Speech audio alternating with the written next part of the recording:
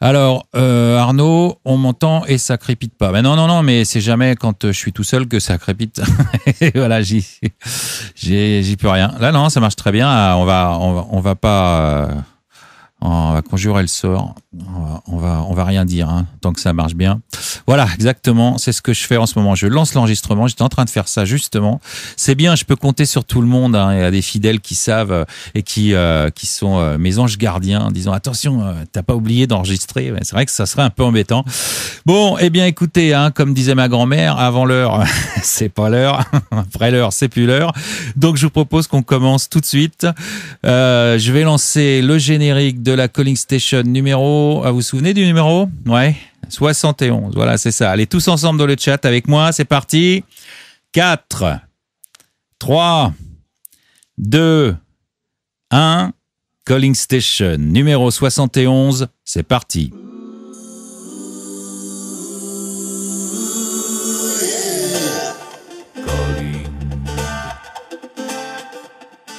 Calling Station.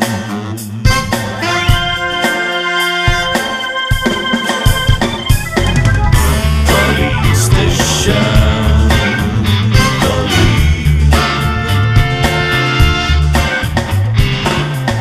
Calling Station. Calling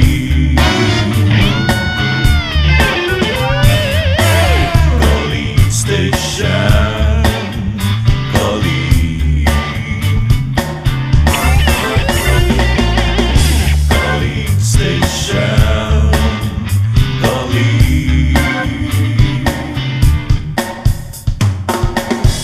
Voilà, Calling Station numéro 71, c'est parti. Bonsoir à toutes, bonsoir à tous. J'espère que vous allez bien.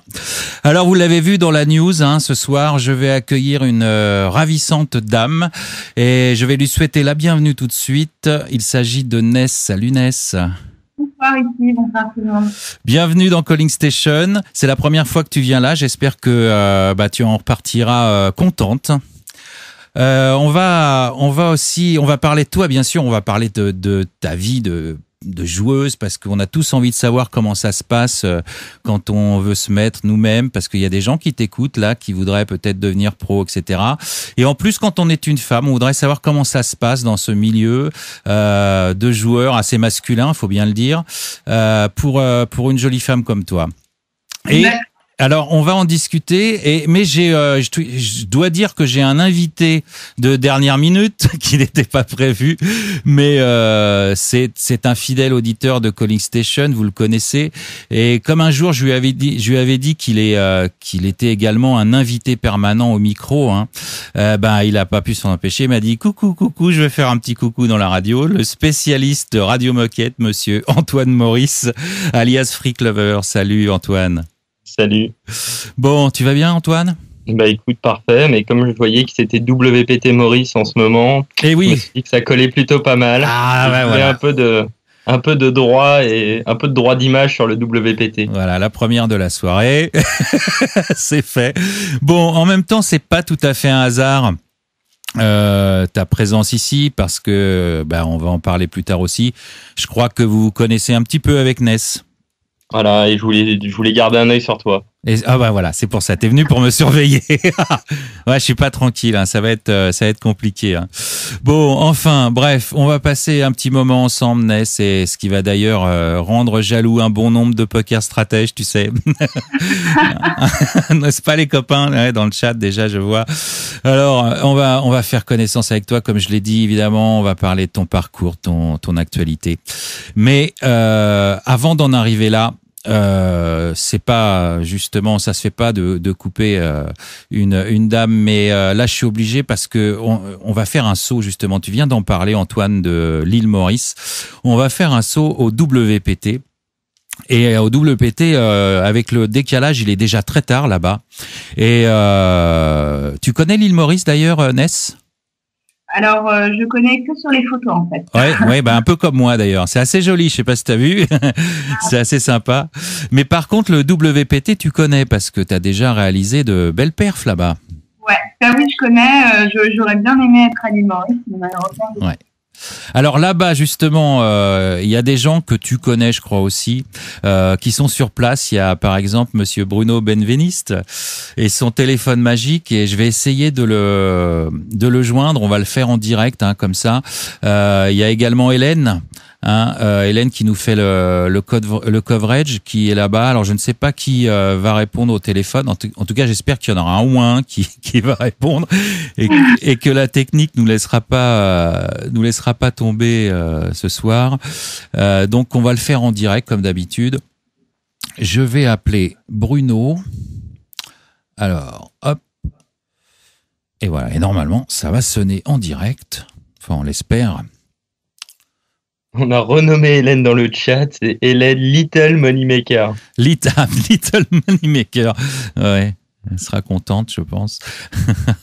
Désolé, nous ne sommes pas en mesure de poursuivre cette communication. Ah, c'est Je vais sympa. rappeler ultérieurement. Au revoir. Bon, il doit être occupé. Alors, voilà, c'est comme ça que ça se passe. Eh ben, écoute, on va rappeler Bruno dans quelques temps. En attendant, Ness, je te propose qu'on commence un tout petit peu avec toi, au moins pour te présenter. Alors évidemment, quand je reçois une jolie fille, les questions genre es-tu célibataire, etc., ça va pas tarder. Alors, on va peut-être régler ces petits problèmes de suite. Ness, célibataire? Absolument pas. Je me suis mariée cet été à Vegas. Voilà, et donc ça fait à peu près 1 an qu'on est ensemble, alors laissez-nous tranquilles avec ça, et, et puis c'est tout, c'est réglé. Remarque, on n'aurait peut-être pas dû dire ça, ça va faire chuter l'audience, t'aurais dû dire que t'étais célibataire. Ah, je rectifie alors. Oui, voilà. Ou alors dis que t'es pas jalouse, ou enfin bon. Qu'il n'est pas jaloux. Ou qu'il n'est pas jaloux, et voilà, c'est ça exactement. Bon, alors, tiens, d'ailleurs, là on parlait de filles dans le milieu du poker. J'ai reçu il y a pas très longtemps de ça, il y a 2 semaines, Roger Arabédian, Big Roger, le fameux. Et je suppose, enfin je sais pas, je pense que tu connais un petit peu son opinion vis-à-vis des femmes au poker. Oui, je connais. Il a fait une très bonne opinion de la vie du niveau des femmes générales dans le poker. Voilà, c'est ça. Et comment tu réagis face à son discours? Je pense que c'est déjà un raccourci parce que le niveau mondial des femmes dans le poker n'est pas mauvais, clairement pas. Il y a beaucoup de très bonnes joueuses. Maintenant, malheureusement le poker c'est un milieu très masculin. Il y a pas beaucoup de filles, donc c'est difficile de juger un niveau. Enfin, c'est pas du tout le même échantillon qu'on a. On a d'une part une petite communauté de joueuses et d'autre part un immense océan de joueurs. Donc c'est facile de dire que les hommes sont plus forts parce qu'il y a tellement de bons joueurs par rapport à la proportion de femmes. Oui, tout à fait. Mais en plus, ce qu'il y a, c'est qu'il a un argument qui peut paraître un petit peu curieux. Il parlait, parce que je lui ai demandé, j'ai dit mais pourquoi tu dis ça, quoi. Enfin bon, il m'a donné des raisons, bon les raisons que tu connais parce qu'il l'a dit ailleurs aussi. Mais il a parlé d'un truc qui moi m'étonne aussi. Il a parlé de la force, parce qu'il faut avoir de la force. Alors j'ai du mal à comprendre cet argument. Bon, en même temps, il faut avouer que pour jouer des tournois quand on va loin, quand on en joue beaucoup. Roger, il en joue beaucoup, des tournois. C'est vrai que, je sais pas, il est tout le temps en train de jouer, mais c'est vrai qu'il faut être endurant. Ça, c'est une chose. Mais est-ce qu'une femme est moins endurante qu'un homme sur une table de poker? Voilà, c'est ça. Absolument pas. Et je dirais même qu'on fatigue moins vite que les hommes. Ouais. Tu penses le contraire toi-même? Ouais, d'accord. Complètement. D'accord. Et par exemple, la condition physique, tout ça, est-ce que toi, tu t'en préoccupes? Tu fais un petit peu attention quand tu joues, quand tu es en période où tu joues beaucoup? Alors moi, je joue tout le temps beaucoup. Ouais. Sauf quand je pars en vacances. C'est pour ça que j'ai beaucoup de mal à jouer quand je pars à Vegas. Mais mon quotidien, c'est de jouer tous les jours. Donc en général, je me lève le matin assez tôt. Je fais 1 heure de sport par jour. Je mange sainement et après je vais jouer. Ah oui, donc tu fais attention quand même. Ouais, tu joues autant que ça. Ah oui, d'accord. Ouais. Bon, on va évidemment rentrer dans tous ces détails. Ça nous intéresse beaucoup. On va refaire une petite tentative avec notre ami Bruno pour voir s'il est toujours dans le coin. Hop, voilà. Ou alors ils sont dans un endroit où ça capte pas. Dans ce cas-là, ça va être réglé. Ouais, apparemment, c'est un peu compliqué. Hein. Ouais. Tout à l'heure, je l'ai eu, mais bon, il n'était pas dans la salle. Donc Désolé, Ouais. nous ne sommes pas en mesure de poursuivre cette communication. Bon, je crois que le problème, c'est qu'on pourra pas le joindre parce que j'ai l'impression que ça capte pas où il est. Ah, les murs sont plombés, paraît-il. Les murs sont plombés. Bon, d'accord. Du moment que c'est pas lui qui est plombé, alors ça va. C'est que les murs, ça peut encore aller. Bon, bah c'est un peu dommage. Bah écoute, on parlera de l'île Maurice comme ça dans nos fantasmes puisque nous ne sommes jamais allés là-bas. Donc voilà, tu nous disais que tu jouais beaucoup. Ouais, je joue beaucoup. En fait, j'ai commencé par le cash game. Je suis joueuse de cash game avant tout aujourd'hui en tout cas. Et donc je joue tous les jours, enfin sauf 2 fois par semaine, mais je joue au moins 5 jours par semaine. D'accord. Alors j'aimerais bien que tu nous retraces un petit peu pour commencer ton parcours pour tous les poker stratèges qui te découvriraient. Il y a certainement des gens qui ne te connaissent pas, même si tu es déjà une figure du poker aujourd'hui. Ceux qui ne la connaissent pas de vue, vous pouvez aller voir la news. Il y a une jolie photo de Ness. J'aimerais que tu nous racontes un petit peu comment on en arrive comme ça, parce qu'on n'arrive pas du jour au lendemain à devenir une joueuse de poker pro, quoi. Non, ça c'est sûr, ça a mis beaucoup de temps, j'ai beaucoup travaillé. J'ai commencé en fait il y a 7 ans, tout à fait par hasard. Je suis pas partie en vacances et j'avais des rattrapages en septembre. Et au lieu de réviser, je suis allée jouer avec mon meilleur ami au cercle Bagram. Ouais. Donc, au début, c'était lui qui jouait et je regardais derrière. Moi, je connaissais les règles du poker, en fait, le poker fermé que j'avais appris petit. Ouais. Très vite, j'ai compris les règles du Texas. Et quand lui est parti, mon meilleur ami est parti vivre à Shanghai pour ses études, je suis retournée jouer toute seule. Ah, bah, dis donc. J'ai commencé aux plus basses limites de live. J'ai commencé à des tables à 30 €. Ah oui. Et très bien passé pour moi dans les débuts. Premier tournoi que je fais TF. Le cash game se passait bien et voilà. Et là, j'ai voulu faire que ça. Bon. Alors, ma mère m'aurait donc menti. C'est bien possible de gagner sa vie en jouant au poker. Et en plus, en étant une fille. Alors, je pense je pourrais répondre à cette question dans 10 ans. Mais aujourd'hui, oui, c'est possible. Mais ça évolue tellement vite. Je sais que déjà, le poker d'aujourd'hui est absolument pas le même que quand j'ai commencé. Vraiment. Déjà, il y a une différence entre il y a 6 ans, 7 ans et maintenant. Grosse différence. Ouais. Tu peux nous expliquer ça un petit peu? Tu peux nous expliquer? Par exemple, en live, il y a 6 ans, 7 ans, les gens ne faisaient pas de tapis avec As-Roi. Il n'y avait pas de dames, c'était jamais passe. Même sur des setups, il y avait Roland sur Roland sur Roland. Ces 2 dames, ça passait pas. Enfin, il y a plein de... Quand on avait vraiment un jeu fait, c'était pas du tout pareil. Il y avait pas du tout de loose aggro aux tables. Ouais. C'était vraiment des rencontres. C'était des vraies rencontres. Les gens ne jouaient pas et les gens qui jouaient avec des mains un peu marginales, ils étaient c'était les fiches de la table. En tout cas, il y a 6 ans, ils étaient vus comme ça. Oui. Donc c'était beaucoup moins aggro, pour résumer. Et voilà. Et est-ce qu'aujourd'hui, maintenant, il y a toujours des gens qui ne jouent que As-Roi, les As, Dame plus, ou est-ce que tout le monde en cercle ou en casino a évolué? Tout le monde n'a pas évolué, non. D'accord. Mais alors toi, tu as été obligé d'évoluer. Alors moi, déjà, je jouais très très mal à l'époque.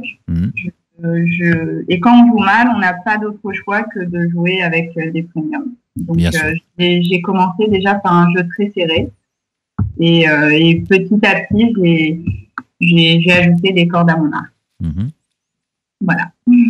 D'accord. Par exemple, j'ai jamais fait de bluff.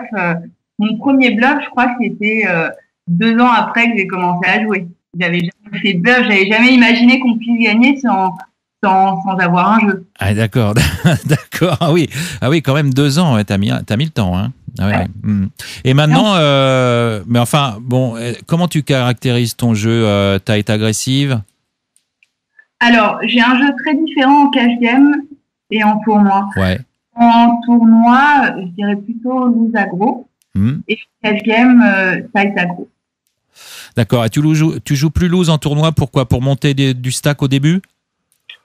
Je joue plus loose en tournoi parce que je pense que en tournoi, on est obligé, parce qu'en cash game, on n'est pas.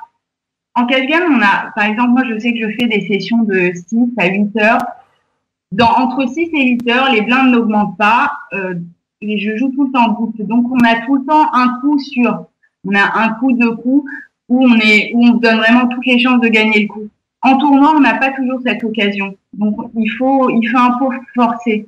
Je sais pas si... Oui, bien sûr, ouais. Oui. Y a des gens ici qui sont des joueurs online, principalement, mais il y a aussi des joueurs de live. Mais il y a des gens qui jouent correctement sur le net et qui n'ont jamais été, sont jamais rentrés dans un casino encore, qui sont jamais rentrés dans un cercle de jeu. Est-ce que tu te souviens, tu nous en parlais brièvement, mais de ta toute première fois, est-ce que tu te souviens si t'avais été impressionné? Qu'est-ce que tu pourrais leur dire? Il y a peut-être des choses des trucs à connaître pour quelqu'un qui n'aurait jamais été là-bas. Il y a des erreurs ou des trucs à pas faire, des choses comme ça. Tu te souviens de ton impression la première fois? Alors, la première fois, moi, j'avais 19 ans. J'étais la seule fille.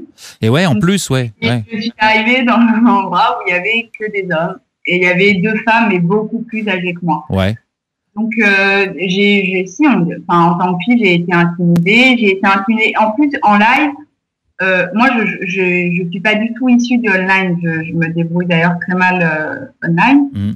Et je sais que c'est des bêtises, mais il y a des choses en live qui impressionnent. Par exemple, on ne sait pas on sait pas bien jouer avec les jetons, quand est-ce que c'est à notre tour de parler.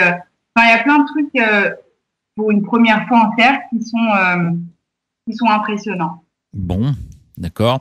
Est-ce que ça t'est arrivé de faire des erreurs de débutant, certainement, comme tout le monde, mais beaucoup. Ouais.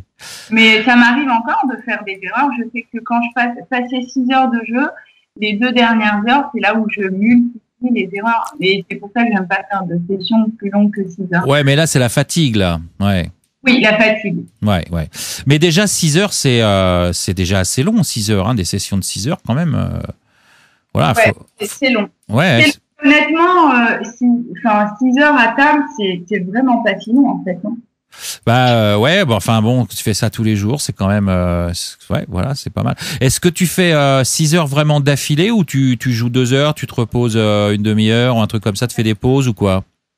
6 heures d'affilée, j'arrive à midi pour commencer la partie et je fais 6 heures d'affilée. Ah d'accord. Ok.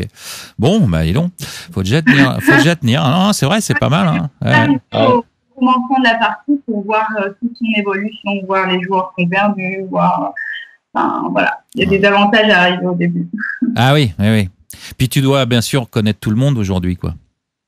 Dans le milieu live, oui, parce que j'ai joué partout en live à Paris. Ouais, voilà.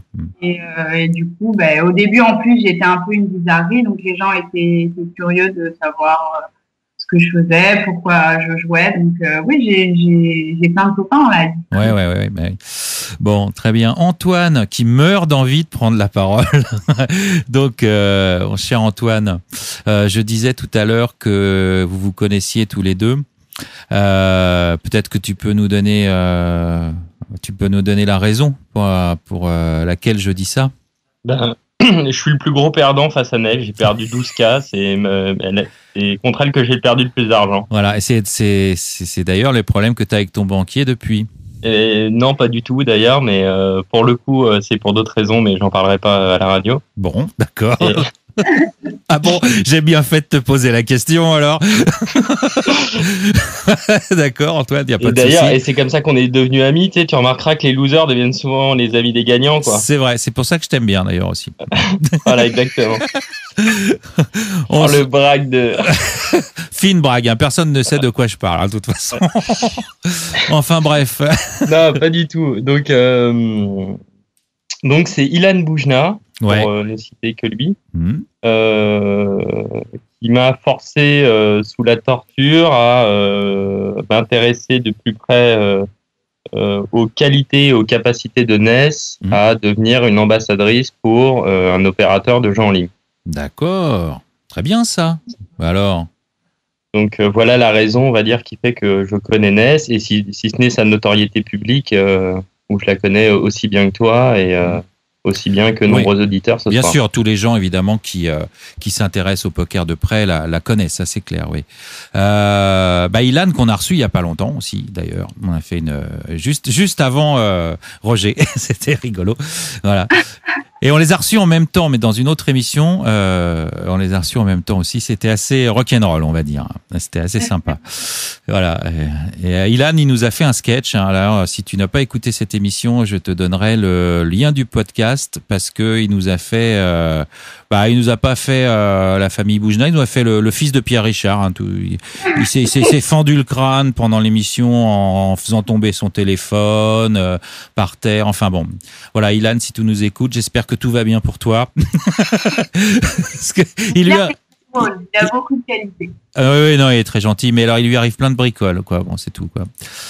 Et surtout il s'est déconnecté, il a perdu un max d'oseille ce soir-là. Alors en plus, problème de connexion. Oui, parce qu'en plus, comme il a eu un problème de connexion, je devais l'avoir sur Skype et son internet a déconné. Il était en train de jouer en même temps, il a perdu toutes ses tables. Et puis après, son téléphone, je l'ai pris au téléphone, mais il a fait tomber son téléphone et en le ramassant, il s'est ouvert le crâne sur le coin de la cheminée. Tu vois un peu le truc. Enfin bon, bref. Tout ça en direct, bien sûr, pendant qu'on était très sérieusement en train de faire l'émission, quoi. C'était assez sympa, quoi. C'est bien, il y a eu du rebondissement au moins. Ah oui, c'était très sympa, on se marrait bien d'ailleurs. Et voilà, c'était rigolo. Et on était avec Paul Guichard aussi, qui avait fait deuxième runner-up de l'EPT de Deauville pendant cette émission. Alors, cette histoire d'ambassadrice, ça, c'est ça qu'on peut pas dire de quel opérateur, c'est ça? C'est ça le secret? Non, pas encore. Donc d'accord, c'est en négociation comme on dit, c'est ça? On a commencé certains échanges. D'accord, très bien. Bon, et là, c'est un scoop même pour NES que je suis en train de dire. Ah bon, d'accord. Alors, carrément, personne ne le sait sauf toi, quoi. Voilà, exactement. Mais il fallait créer un peu de buzz quand même, histoire de. Pour ton audimat, Titi. Alors, tu nous donnes un scoop, mais un scoop à moitié, quoi. Toujours. Tu sais, moi, toujours. D'accord. Bon, j'espère que tu viendras nous le dire quand ça sera réellement un scoop, quoi. Enfin, je veux dire, quand ça sera concrétisé. La soirée. Ouais, mais c'est un teaser, pour ta prochaine émission. Ouais, c'est sympa, ouais. D'accord, ok. Sinon, je peux te parler aussi, de la soirée qu'on a passée avec Liv Boré à Deauville. T'as passé une soirée avec Liv Boré? À Deauville, ouais. Ah oui, je veux bien, oui, pourquoi pas, puisque de toute façon. Dans l'émission d'après encore. Ah oui, d'accord, c'est ça, oui. Bon, d'accord, très bien. Et alors j'ai vu, parce que comme en fait je ne savais pas que tu serais à l'émission ce soir, Antoine. Mais c'est toujours un plaisir de t'accueillir. Moi non plus. Bah oui, je sais. Non plus. Oui, parce que ça s'est décidé il y a 5 minutes, mais c'est super. J'ai vu que tu avais posé des questions dans le thread des questions. Donc tu peux peut-être en profiter puisque tu es là, de poser toi-même les questions à Ness de vive voix. Est-ce que tu les connais, tes questions, ou tu veux que je te les rappelle? Écoute, il y en a une que tu as déjà posée. Ah donc, bon D'accord. Oui, c'était c'est évaluer le niveau des femmes, justement, et c'était pour rebondir sur une question qui avait été posée précédemment justement par rapport au dire de Roger. Ah oui, d'accord. Oui. Oui, alors celle-là, c'est fait, oui. D'accord. Voilà. Et puis l'autre question que moi je désirais connaître, c'était quels étaient les objectifs de NES pour 2012. Est-ce qu'elle pouvait nous en dire un peu plus si elle s'était fixé des objectifs Alors moi, en fait, en octobre dernier, j'ai arrêté de travailler pour ACF Poker afin de me reconsacrer entièrement au jeu. C'est vrai que une année avec eux, ça a été génial, ça a été une très bonne expérience pour moi professionnelle, mais malheureusement, ça ne me donnait pas assez de temps pour les tournois et pour le cash game. Alors on peut dire qu'est-ce que tu faisais avec ACF? Chargée de relations clientèle et je l'ai représenté au cours de tournois. Voilà, ok. Mais est-ce qu'on pouvait parler? Non, on pouvait pas parler de sponsoring. C'était vraiment un boulot en fait que tu avais. absolument pas. Non, non. J'ai jamais été sponsorisée par ACF Poker. D'accord. Ok.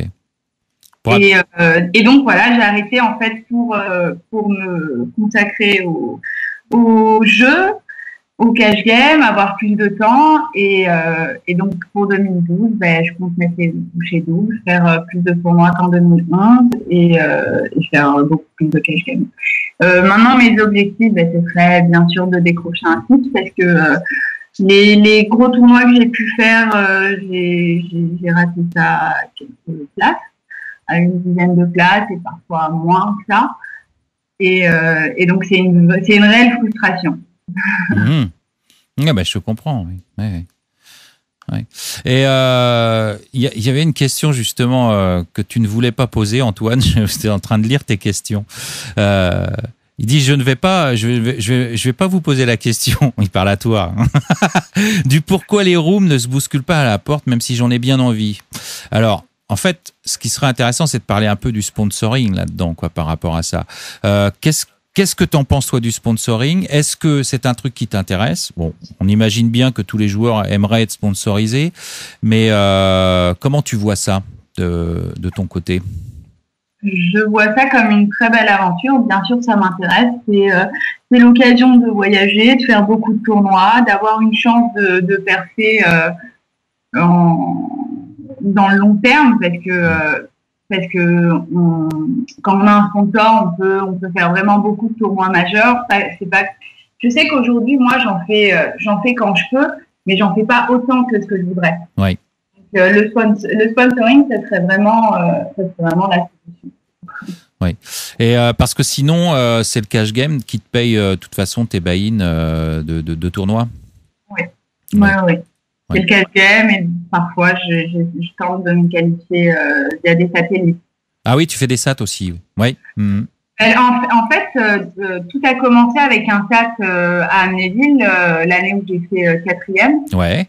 Et je devais absolument pas jouer le WPT. Alors on peut le rappeler pour ceux qui nous écoutent qui ne sauraient pas, Amnéville 2010, je crois que c'était 2010, 4e du WPT. Voilà. Et je crois en 2011, tu as fait encore 10e ou une TF ou juste. Je sais plus. Ouais, voilà.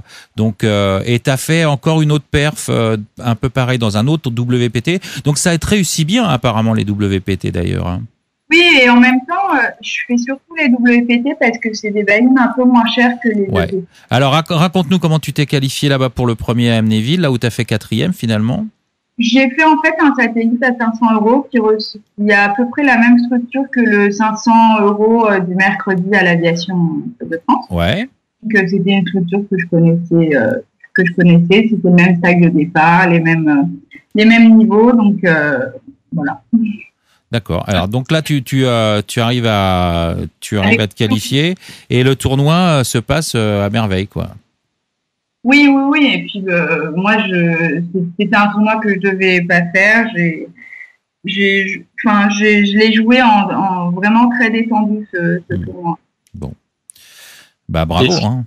Vas-y Antoine. Je me permets de rajouter une question. Excuse-moi Ness, mais en fait, je me suis jamais posé la question de savoir comment.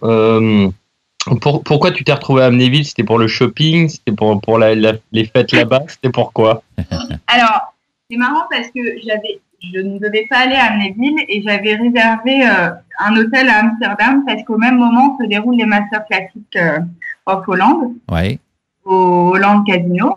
Et donc, j'y vais chaque année, moi, à Amsterdam pour ces tournois. Et j'avais pris mes tickets, etc. Et à la dernière minute, mon mari me dit qu'il y a un tournoi à Amnéville, un WPT. ACF Poker me disait qu'ils aimeraient bien que j'y aille. Donc, du coup, j'ai dû revendre mes tickets pour Amsterdam et aller à Amnéville. Voilà. J'étais vraiment pas contente d'y aller au début parce qu'entre Amnéville et Amsterdam, mon choix était vite fait. Il y a 2 lettres. Ouais, c'est ça, ouais. Et à propos d'Amsterdam, Amnéville, etc., Paris ou Vegas? Paris. Ah, Paris quand même? Oui. Ah ouais. Mais ouais. Mais Paris, c'est ton bureau, Paris, quoi. C'est exactement ça. Ouais, c'est ton bureau. Mais Vegas, t'as jamais été là-bas? Ah si, j'y vais chaque année depuis 5 ans maintenant. Ah J'y oui. vais tous les étés, mais le problème c'est qu'à Vegas, j'ai absolument pas la tête au jeu. Bah, maintenant, si j'avais un sponsor, bien sûr que j'aurais la tête au jeu parce que je pourrais faire des events de WSOP, des choses comme ça. Mais quand j'y vais, les WSOP, le seul en fait qui a une très belle structure, c'est le Maine. Il reste très très cher, $10,000. Eh ouais. $10,000, ça me dérange pas de les dépenser en shopping, mais alors vraiment pour un tournoi ou un jour, vraiment ça me dérange. Ouais, tu restes assez femme hein, quand même. $10,000, ça me dérange pas en shopping, mais bon, pour un tournoi. Pour le séjour, mais Oui, non. dans un tournoi, c'est qu'un tournoi, on peut être dehors au bout de 4 niveaux. Ouais. Et t'as fait du cash peut-être là-bas, non?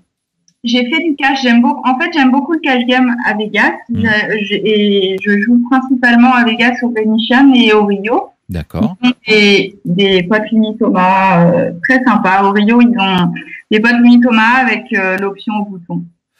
Avec l'option au bouton. Ah oui, tiens, ouais, d'accord. Ouais. Et le bouton, le bouton met la somme qu'il veut. Ouais, d'accord, ok, ouais. Ah bah ça peut être bien rock'n'roll ça. C'est très rock'n'roll. Ouais, surtout en pote limite Thomas, il doit avoir des pots sympas déjà pré-flop. Je joue pas à l'Omaha 5 là-bas, c'est de l'Omaha 4, donc ça change quand même moins que les tables d'Omaha 4 et 5. Ouais. Ah, le Omaha 5, le Courchevel, tout ça là, c'est quand même assez. Enfin bon, c'est quand même un jeu de gambleur quand même. Hein. Ah, j'adore. T'aimes ça toi, ouais? T'aimes beaucoup, ouais. C'est un jeu de gambleur, mais c'est au final très très très très technique, beaucoup plus technique. Bah, le problème, c'est que je dois pas être très bon techniquement, c'est ça. Parce que c'est un peu chaud, quoi. Hein. Bah, il faut jouer les notes quand même, non? En 5 cartes, oui. Ah oui, on est d'accord, ouais, c'est ça, ouais. Il faut jouer que les notes. Et en fait, c'est un jeu de flambeur parce que justement, avec 5 cartes, ben, les joueurs sont plus excités et pensent qu'ils ont plus de tirages et plus de chances de gagner. Mais c'est juste qu'ils tombent contre des mains en face où, au final, ils jouent quasiment plus rien. Ouais. Non, mais il faut ça. C'est la force de l'OMAS. Hein. Ouais, faut savoir coucher des foules hein, à ces jeux-là. Ah oui, complètement. Ça, c'est ça, ouais. Non, mais. Enfin, en OMAS 5, les badis carrés, 15 cloches, voilà. max carré, ça arrive. Hein. Ça arrive beaucoup plus souvent qu'en OMAS 4. Ouais. Déjà, ça arrive en OMAS normal, mais à 5 cartes, c'est pas standard, mais ça arrive quand même régulièrement. Ouais. Bah, hier, il y a eu j'ai gagné un pot où moi j'ai carré et contre full max, dame, as, et il y a 2 as en face. Ouais, ça c'est standard, ça. C'est standard. Ouais. Non, quand c'est dur, c'est quand les carrés contre les con flush et tout ça, quoi. Ça, c'est quand même chaud, quoi. Mais bon, voilà, ça arrive, quoi. Voilà. Est-ce que tu te souviens, toi, de sessions, justement, t'en as tellement joué dans ta vie de sessions de cash game, des trucs qui t'ont marqué particulièrement, des sessions rigolotes ou, je sais pas, des sessions horribles. Tu te souviens de trucs qui t'ont marqué? Alors bizarrement, je me souviens en fait de la première session où j'ai perdu. Mais alors j'avais 0 niveau et les blindes c'était une 30 €. Les blindes c'était 2-2 et moi avant, enfin je savais pas jouer. Hein. Pour moi 2 as, je collais 2 et j'étais contente quand il y avait 8 joueurs dans le coup. Ah bon. Et encore plus d'argent. Non, et c'était ça vraiment au début. Et en fait, j'ai perdu ce coup avec 2 as où le flop vient dame 3-3 et j'ai perdu contre 5 et 3. Ouais, normal, oui. Et voilà, et je me suis dit, mais comment je peux perdre avec 2 as? Et en fait, c'est là où je me suis rendu compte qu'en Texas, c'est un jeu d'attaquant, c'est un jeu où on a toutes les chances de gagner à partir du moment où on se retrouve en tête à tête. Mais alors, ça m'a marqué parce que quand on débute, on n'imagine pas qu'on peut perdre avec 2 as. C'est ce que je dis, mais c'est vraiment. Ben oui, mais il faut bien démarrer un jour. Hein. Au début, on est tous des fiches, hein, c'est logique. Hein. Mais par contre, après, moi, ça va faire quand même 7 ans que je joue en cash game et je vois des coups. Je pense que tous les coups, j'ai vu tous les coups possibles. Donc, à la limite, aujourd'hui, il y a plus rien. J'arrive même plus à me souvenir des coups que je perds la veille. Voilà. Ouais. Mais ça t'arrive pas de repenser à une main ou des choses comme ça? Non, pas du tout. Et parce que justement, quand tu tu as vraiment appris sur le tas, on vient de le comprendre. Tu dis au début, tu t'es assis au tout début, tu avais 2 as, il y a 10 joueurs dans le coup, toi tu complètes quoi. Voilà, bon, bien joué, hein, bravo. Donc tu n'avais pas tout compris encore.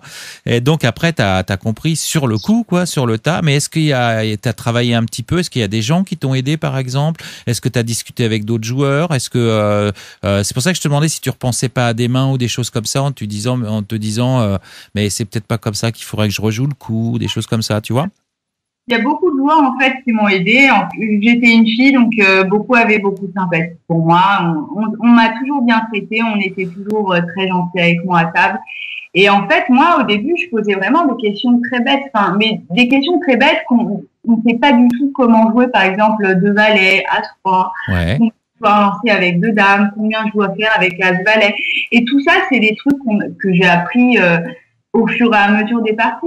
Oui, bien sûr, mais tu sais, c'est pas des questions bêtes. Ici, on est dans une école de poker, on a les mêmes questions, hein, des débutants, c'est logique. As-3, je suis embêté avec As-3. J'ai l'impression que je perds tout le temps. Puis quand je flop pas, qu'est-ce que je dois faire? Enfin, tu vois, les trucs de débutants, mais c'est normal. Hein, c'est des questions qu'on s'est tous posées au début quand on a commencé à jouer au Texas Hold'em. Voilà. Les valets, c'est les mains charnières. Je fais quoi? Au As-valet, je suis toujours embêté avec cette main, des trucs comme ça. Bah oui, c'est logique, ouais. Voilà. Alors tu confirmes, ça c'est bien à entendre quand même, c'est sympa que à table il y avait une bonne tenue, personne t'a embêté, t'as pas été victime de machisme ou de choses comme ça, quoi. Non, pas du tout. Et je dirais même que ça m'a même plutôt servi plus tard par la suite parce que souvent quand une fille check, les hommes en profitent pour poter et pour relancer. Ouais, parce qu'ils sont plus agressifs.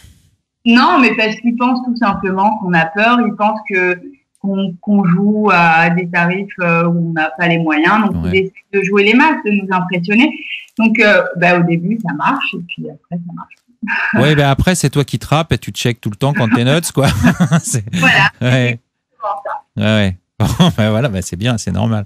C'est l'adaptation. Hein. Antoine, tu n'hésites pas à intervenir si tu as envie. Si tu vois des questions dans le chat, tu me le dis. Hein. Je te l'ai dit que je vois pas tout le temps le chat.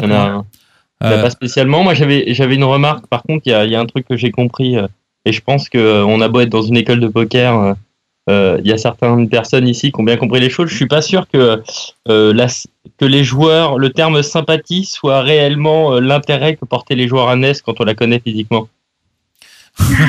C'est pas le premier mot qui serait venu à l'esprit, je pense. C'était pas genre ils avaient de la sympathie pour moi. Ouais. Ça cache quelque chose, c'est louche, ça NES. Non, ça cache rien. Vraiment, j'ai toujours eu de très bonnes relations avec. Je dis pas que j'ai jamais eu de conflit à table, hein, ça arrive bien sûr. Mais en général, même les personnes qui me connaissaient pas essayaient plutôt de m'aider que de me raser. Ah bah c'est quand même vachement sympa ça. Ouais. Ouais. J'ai même eu plein de fois sur des coups quand je commençais où le joueur était désolé de me prendre mon argent et il me rendait un petit peu de mon argent. Il voulait me rendre, il essayait, on n'a pas le droit à table, il essayait un peu pour s'excuser. Ah bon. Ça, on ne le fait plus. Hein. Oui, c'est ce que j'allais dire. Ça, c'est il y a longtemps, ça. C'était à très longtemps. Mais j'étais très naïve, j'avais 19 ans. Ouais, t'étais toute jeune, ouais. Et mais maintenant, c'est le contraire. Ils viennent vers toi en te demandant si tu peux pas leur redonner un tout petit peu de ce que tu leur as appris. Non, ça se passe pas encore comme ça. Non, d'accord. Ils sont très fiers. Hein, ils ont encore, il y a encore, je le remarque. Ils ont quand même beaucoup de mal à perdre contre une fille. Ouais, toujours quand même un petit peu. Il y a certains joueurs, c'est marrant, ceux que je suspecte d'être un petit peu macho, qui essayent toujours de venir dans les coups avec moi quand je relance, des choses comme ça. Mais ça, on le remarque, mais ils le diront jamais. Ouais, ils l'avoueront pas, ouais. Ouais. Est-ce qu'il y a des joueurs ou des joueuses, hein, d'ailleurs, sur le circuit que tu apprécies plus particulièrement ou qui t'ont influencé? Alors moi, je suis très amie avec Barbara Martinez. Ouais. C'est team Pro Barrière maintenant en ce moment. Oui. Voilà. Je respecte beaucoup déjà en tant que joueuse et on a beaucoup d'atomes crochus ensemble. On a un jeu, elle est très aggro elle aussi. Donc j'aime beaucoup son jeu, j'aime beaucoup la personne. Voilà. D'accord, très bien. Et J'ai plein d'autres joueuses que j'apprécie beaucoup sur le circuit, mais ma véritable amie dans ce monde, c'est Barbara. Ouais, c'est une copine plus qu'une joueuse, quoi, c'est ça. Mais vous discutez poker? Vous discutez? Oui, je discute poker, bien sûr. Et vous allez faire aussi du shopping ensemble, je veux dire aussi, enfin, tu vois. On fait tout. Ah bah c'est bien, c'est sympa. Bon, bonne camaraderie. Bon bah ça c'est cool. Et vous jouez ensemble aux mêmes tables ou pas en cash? Par exemple, je sais pas si elle fait du cash en live, Barbara. Elle en a fait et je l'ai connue à ses débuts en cash, mais elle en fait plus vraiment. Ce que je peux comprendre parce qu'elle se concentre vraiment sur les tournois et. Ouais, voilà, ouais. Normal quand on est sponsorisé, on a moins d'intérêt. À faire du cash game. Moi, je sais que le cash game, j'en fais principalement, bon, déjà parce que j'en vis, mais surtout pour pouvoir faire des tournois. Oui, bien sûr. Ouais. Alors là, tu nous as dit qui tu aimais beaucoup. Tu peux nous dire qui tu détestes? Alors, j'ai vraiment, il y a personne que je déteste. Parce que au pire, pour moi, c'est de l'indifférence. Mais détester les gens, non, je déteste pas les gens. Il y a des gens avec qui j'ai pas d'atome crochu, mais que. Ouais. Et apparemment, depuis ce que tu nous dis avec tes sessions, c'est que ça se passe quand même super bien. Je veux dire, au niveau de l'ambiance et tout ça, il y a pas quand même des gens qui ont des attitudes à tâte qui t'énervent quand même de temps en temps. Tu vois pas des choses de temps en temps dans les cercles? Ah si, bien sûr. Ah si, encore il y a 4 jours, il y a des trucs qui sont énervants à table, si, mais bon, enfin moi je sais que j'évite tout conflit à table parce que c'est jamais bon dans une partie. C'est vrai. Mais qu'est-ce qui te, même si tu réagis pas, tu restes en dehors et je pense que tu as bien raison. Qu'est-ce qui t'énerve le plus comme attitude chez certaines personnes? Je parle en cash game par exemple, en général. Le slow roll. Enfin, je vais vous raconter un coup, c'était pas contre moi, mais il y a eu moi je joue à la 500 Maha, et il y a un étranger, un russe, qui est venu s'asseoir. Bon, c'est une partie d'habitués, et donc lui, il était avec tous les habitués. Et en fait, c'est un coup où il y a small blind, big blind, le flop vient dame 5 X, pot and pot, bon, ils partent à tapis. Le joueur russe tire la langue quand l'autre joueur fait tapis. Et river, il vient une dame. Ouais. Il y a une dame au flop. C'est pas à lui c'est pas au premier jour, c'est pas à la small blind de montrer son jeu. C'est à lui de montrer son jeu. Il montre pas alors qu'il a carré de dame. Ah ouais. L'autre joueur ouvre full 5 dames. Ouais. L'autre, il montre une dame. Et genre 10 secondes plus tard, il montre une autre dame de son paquet. Ouais. C'était vraiment très, très moche. Ah, ça, c'est très moche, mais normalement, il a un avertissement minimum là-dedans, hein, logiquement. Enfin, on doit lui faire la remarque, au moins le croupier, le floor, non? Ah, ils lui ont fait la remarque, oui. Mais bon, après lui, il a joué sur la mauvaise foi. Il a dit qu'il n'avait pas vu, Non, le truc qui peut être excusable, mais ça devait certainement pas être le cas, c'est que tu sais pas que c'est à toi, parce que en plus ça c'est vrai, suivant les cercles, il y a des règles de showdown qui peuvent changer. Non, mais lui pour le coup, il le savait parce que en plus quand il ouvre les 2-5, il ouvre une dame et en faisant croire qu'il est resté avec son gros dame. Et puis même de toute façon, je veux dire, quand t'as la note, tu attends même pas, même si c'est pas à ton tour, quoi. Je veux dire, ça c'est un truc, c'est du bon sens et ouais non là ce qu'il a fait c'est horrible, ouais. Mais ça arrive. Enfin, après, c'est rare, mais ça arrive. Mais c'est vrai que les habitués, non. Comme c'est enfin, moi, je sais que je joue tout le temps à peu près avec les mêmes joueurs. Maintenant, il y a un roulement, il y a beaucoup de réguliers, mais on fait pas de trucs comme ça entre joueurs réguliers. En général. Bah non, c'est pas, il y a pas intérêt à le faire. Hein. Si c'est pour te faire détester. Exactement. Ça, c'est pas EV+, comme on dit ça, ouais. Non, mais il vaut mieux de toute façon, ça c'est très important, garder, essayer d'être apprécié, au moins avoir une sympathie avec les gens, surtout les règles, quoi. Exactement. Ouais, surtout les règles, quoi. Moi, je sais que par exemple, le coup que je vous racontais il y a 2 jours où j'ai gagné avec carré de dame, c'était à lui de montrer, j'ai ouvert tout de suite et j'ai montré carré. Ouais. Mais c'est ce que je suis d'accord, enfin. Erkil fait une réflexion dans le chat que je trouve assez vraie. Qu'est-ce qu'il a dit? Vas-y, dis-nous. Ouais, mais il dit en fait, c'est à cause des films, ça. Et c'est vrai que quand on regarde le poker de façon générale, quand il est télévisé ou quoi que ce soit ou machin, c'est vrai que c'est un peu à la James Bond où je retourne et je te montre que j'ai qu'un flush et je te montre un 5 et tu peux pas avoir le 9, c'est pas possible. Moi, si j'ai le 9 de pique aussi et je fais qu'un flush et je te bats. Ça fait c'est le côté cinématographique sûrement un peu du coup qui crée le cinéma lui tout seul quoi. Mais c'est pas bête. C'est vrai que bah oui. En plus quand elle parle que c'était un Russe, on peut penser aux joueurs. Hein.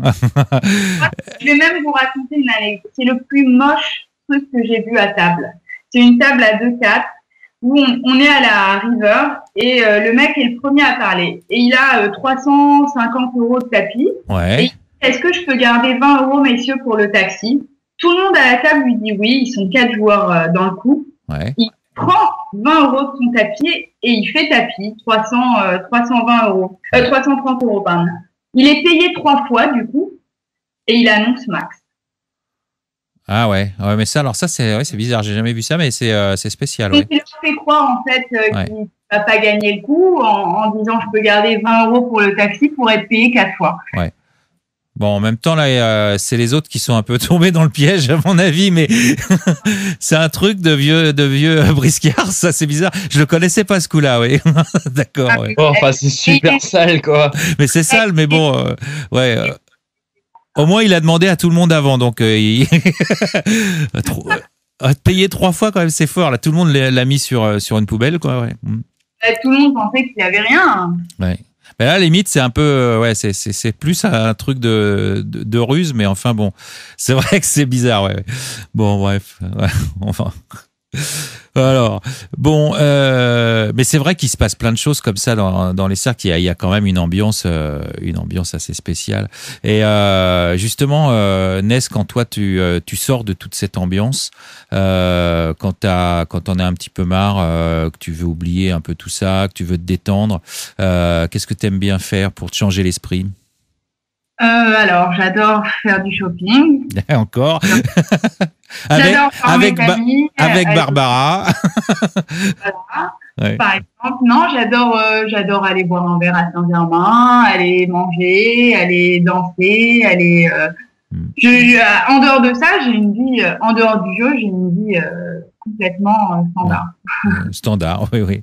Ouais, puis maintenant maintenant t'es mariée depuis quelque temps. Donc tu as aussi une vie avec ton compagnon. Donc voilà, peut-être que Iti, oui. Il y a Bruno qui attend ton coup de fil. Ah bon, tiens, c'est nouveau, ça vient de sortir ça. Ah, alors écoute, on va appeler Bruno. Mike, dis-lui. Attends, je parle à Mike qui est dans le chat. Mike, tu lui dis qu'il appelle. Je le rappelle. Hein, est-ce qu'il y a Mike est là? Ouais, Mike est là. D'accord. Je sais pas si Mike sait que je l'ai appelé 2 fois. Je ne sais pas. Je sais pas s'il commence pas à être justifié. Non, mais s'il m'entend, Mike, je lui dis, je l'ai appelé 2 fois. Alors on va le rappeler. Hop, voilà, c'est parti. Voilà. Bruno répond.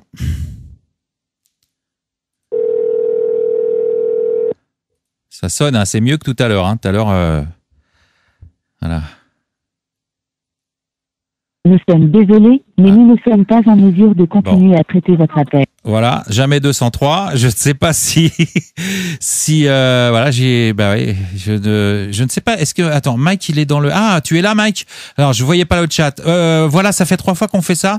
On peut pas le joindre. Il doit pas toucher le réseau, à mon avis, tu vois. Là, il doit être dans les murs. Je sais pas où. Voilà, on peut pas. Merci, Mike. Ouais. Moi, je veux bien le rappeler, hein, si jamais tu as des nouvelles, tu me le dis. Voilà. Donc, non, décidément, l'île Maurice, malheureusement, on va se contenter des images ce soir. Hein. Et dis-moi, Ness, et là, cette année, tu comptes partir à Vegas encore? Oui, bien sûr. Déjà, je pars en avril à Los Angeles et je pense que je ferai un week-end à Vegas. Et quand tu fais, et là tu te dis pas cette année avec 4 bracelets l'année dernière que c'est ton année et que tu vas en prendre un? J'aimerais bien, mais je pense que cette année je vais me faire un cadeau et je vais faire le main event. Ah, ça y est, tu décides quand même alors. Ah oui. Ouais, je pense que cette année je le ferai. J'ai été très frustrée de pas le faire l'an dernier. Ouais. Et Et en fait, j'essaye de me qualifier chaque année. Ils ont des satellites très bien là-bas et à chaque fois, je passe à côté. Donc, cette année, je pense que je vais pas faire de satellite et que je vais le faire. Ah, tu vas buy-in direct? Ouais. Ouais. Bon, allez. Bah, tu le regretteras pas si tu fais TF. Hein. Non, parce que non, même si je fais pas TF. Moi non plus. Antoine. Il perd pas le nord, hein, celui-là. Hein. Tournoi à faire de toute façon. C'est le rêve de tout joueur de le faire. J'ai toujours rêvé de le faire. Donc, je pense que c'est un plaisir, voilà. Bah oui, c'est un plaisir. Je crois que c'est le tournoi que tout le monde voudrait gagner un jour dans sa vie. Mais d'ailleurs, est-ce que c'est celui-là que tu voudrais gagner, toi, ou alors ce serait un autre? C'est peut-être autre chose, d'ailleurs, hein, pas forcément. Moi, ce serait celui-là pour être multimillionnaire.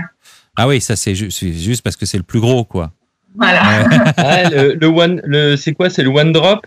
Non, ah oui, le big, le truc à $1 million, le buy-in, là. Qui risque de battre le record de Jimmy Gold, là, cette année. Ouais, et puis en plus, il y a moins de monde, hein. Oui. Peut-être que je vais tenter celui-là plutôt. C'est un gros sit and go, ça. C'est bon, ça chip, quoi. Il est capé à 48, je crois. Non, il est officiel WSOP à 48 joueurs. Ah, d'accord. Ah, ouais, c'est ça, ouais. Enfin, ils n'en étaient pas encore à 48, mais enfin, bon, ce qui est... Apparemment, si, hein. Ça y est, ils les ont. Et ça y est, ils les ont, ouais. Ouais, c'est juste que les personnes veulent pas s'annoncer et s'inscrire immédiatement parce que leur nom sortirait et il y a quelques riches manias hongkongais et américains qui ne veulent pas dévoiler leur identité pour le moment. Ah voilà, c'est ça. C'est peut-être des gens qui ont été rencontrer les Phil Ivey et Tom Dwan à une époque, peut-être du côté de Hong Kong, voire à Macao. Ils ont peut-être convaincu 2-3 personnes là-bas. Enfin, parce que... apparemment ils sont. C'est Dwan en ce moment qui est en train de raser tout le monde là-bas encore. Ouais, bon, il n'arrête pas lui, hein. Ouais. C'est incroyable. Ça te dirait, toi, tiens, Ness, d'aller faire des parties de cash game dans des trucs avec des tables genre à la Bobby's Room, tu vois, aller jouer avec des Doyle Brunson, Tom Dwan et compagnie, là? J'en rêverais. Moi, je sais que j'ai commencé par le cash game et du coup, vraiment, j'adore ça. J'ai commencé à une table à 30 €. Aujourd'hui, je joue à une 5-10. J'ai déjà eu une évolution, mais mon objectif, c'est de jouer encore plus cher et encore plus gros. Ouais, comme tous les joueurs de cash game, quoi. Non, pas vraiment. Ouais, non, il y en a qui veulent pas aller plus haut, c'est vrai, qui se contentent de ça, ouais.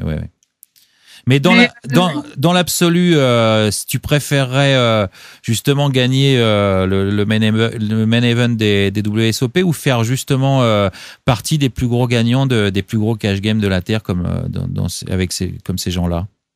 Sans hésitation, faire partie des plus gros gagnants des plus gros cash games. Ouais, t'es une joueuse de cash game, il y a pas à dire. Hein. J'adore les tournois, mais un gros gagnant de partie de cash game gagne beaucoup plus que le premier au main event des WSOP. Ouais, mais clairement, ouais. Jusqu'au moment où il se broque et à ce moment-là, bon. Ouais, mais ça, c'est la variante, il recommence. Hein. Oui. Ouais, faut juste retrouver 400 000, se faire stacker de 400 000 pour pouvoir se rasseoir à la table. Quoi. Ouais, 400 000, c'est juste le buy-in. Hein. Ouais. Enfin, pour moi. C'est une cave hein, pour ces gens-là. Donc, bon, c'est risqué 400 000. Hein. Vaut mieux en avoir au moins 3 ou 4 hein, quand même pour démarrer. Nest, tu serais obligé de revendre 2-3 sacs. Ouais.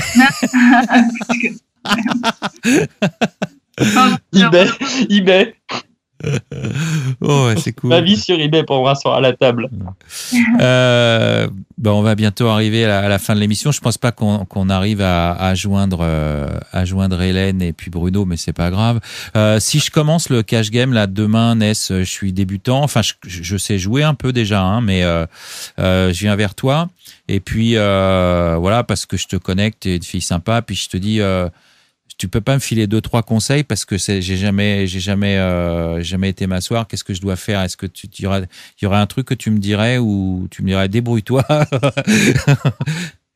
Moi, il y a une règle d'or. Il y a plusieurs points à respecter pour être gagnant en cash game. Vas-y. Premièrement, il faut faire que ça. Parce que quand on s'assoit, il faut pas avoir de limite. Il faut pas avoir un rendez-vous dans 2 heures. Il faut jouer vraiment l'esprit tranquille. Ça, c'est la première chose. La deuxième chose, c'est être très bon gestionnaire. C'est, par exemple, il faut accepter de perdre une somme par jour et de pas perdre plus cher. Surtout, il faut se lever et se dire ok, j'ai perdu, demain il fera jour et voilà. Se mettre un stop loss quoi alors. Exactement. Ouais. Exactement. Et non pas dernier, moi je pense qu'en cash game il faut jouer plutôt deep si on veut bien jouer et si on veut faire des grosses sessions. Mais après il y a des joueurs qui pensent tout le contraire, qui pensent qu'il vaut mieux jouer avec pas beaucoup d'argent devant nous pour ne pas perdre beaucoup lors d'un setup ou un mauvais coup. Ouais. Et moi je sais que je me cave toujours deep et quand je perds ma cave, je ne rejoue plus derrière. Voilà. Une seule. Plus avant le lendemain. Avec une seule cave perdue, tu t'en vas? Enfin, pas une cave. Moi, je joue 5 fois la cave. Ah oui, d'accord. Mais tu te caves à 5 fois la cave. Voilà. Ah oui, d'accord. Alors quand tu t'assois sur une 5-10, t'as 5000 quoi. Non. Ah non. 2005. 2005, d'accord. Ah oui, alors c'est. Perdu ce que j'ai devant moi, je rentre chez moi. Oui, d'accord, oui. Ouais, mais d'ailleurs, j'ai une question qui me venait d'une personne bien connue de la communauté Poker Stratégie. Oui.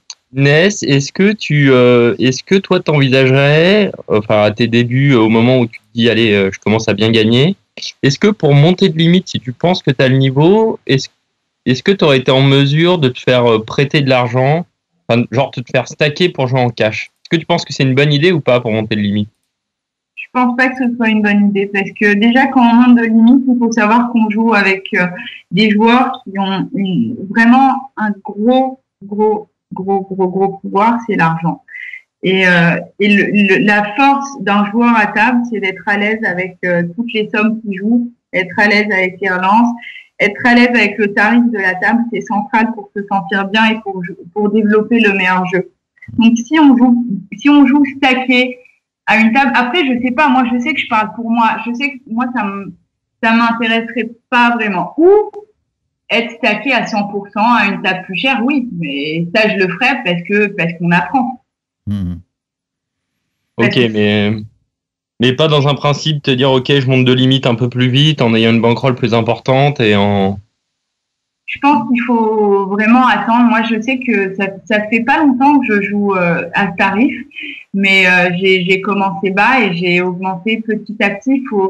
Parce qu'il faut vraiment attendre d'être à l'aise avec la table. C'est vraiment le plus important. Moi, je sais que tous les joueurs qui jouent trop cher ne jouent pas bien.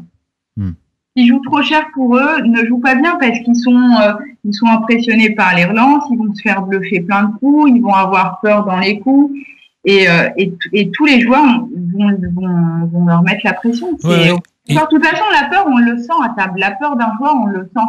Et un joueur qui a peur, on a envie de faire qu'une chose, c'est l'agresser. Il faut pas être scarmonnet, comme on dit. Exactement. C'est vrai. Pour moi, c'est vraiment. D'où l'importance du bankroll management. On ne saurait trop le répéter, ne pas arriver avec 3 caves derrière soi et sur son compte en banque, quoi. Exactement. Ah ouais.